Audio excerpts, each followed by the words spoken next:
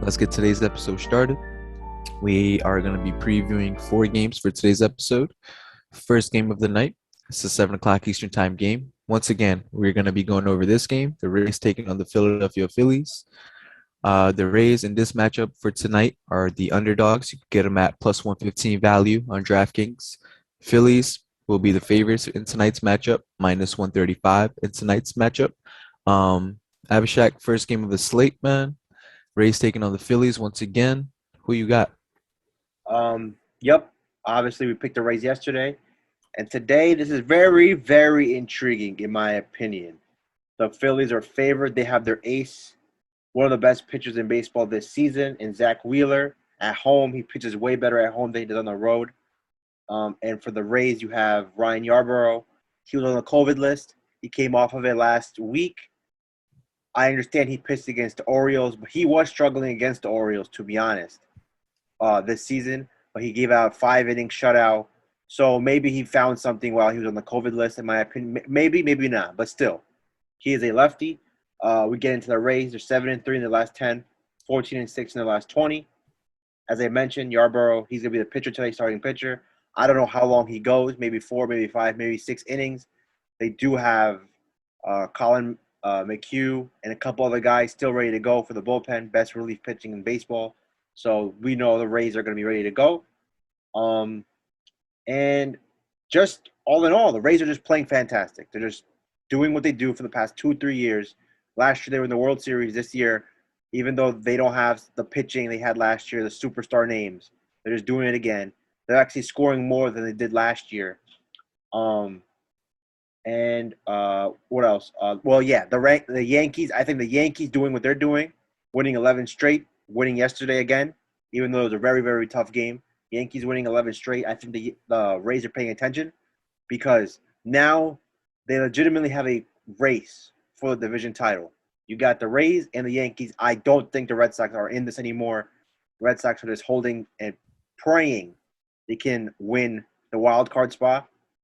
So the Rays got to keep winning. They can't take the foot off the gas. They know the Yankees, they're hot, and we play them at the end of the season.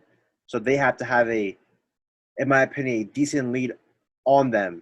So that way they win the division. They don't have to play in the wild card game. Then we get to the Phillies, as I mentioned. Zach Wheeler, he's pitching. I guess you can feel pretty damn good that he's pitching, but I can't imagine Zach Wheeler pitching any better than Ranger Suarez did yesterday. Ranger Suarez yesterday, lefty, 6 innings. I think he went 6 2/3.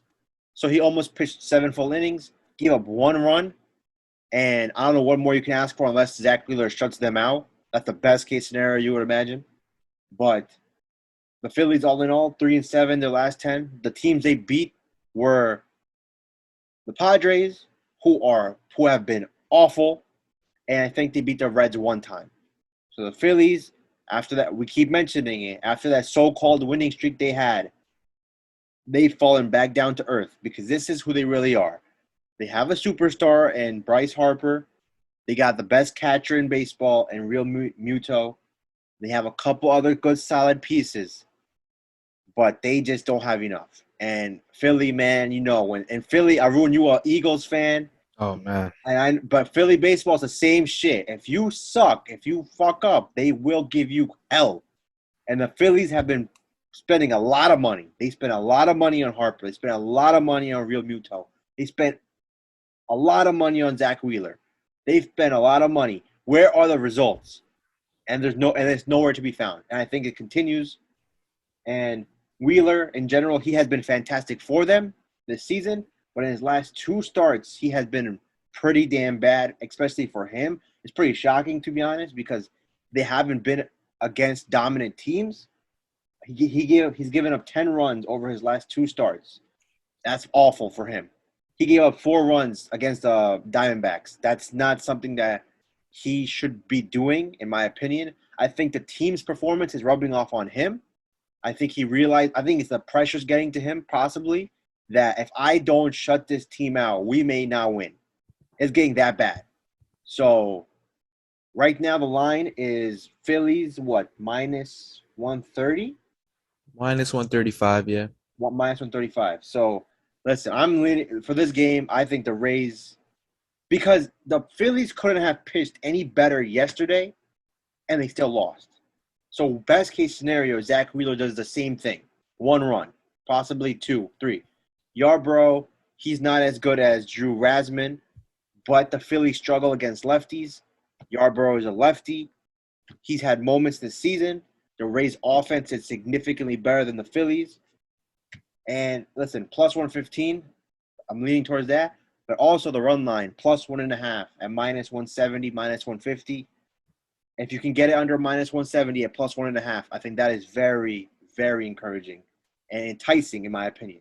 But that's why stay tuned for IG, Instagram. We give our final plays. But for right now, that's the review for this game.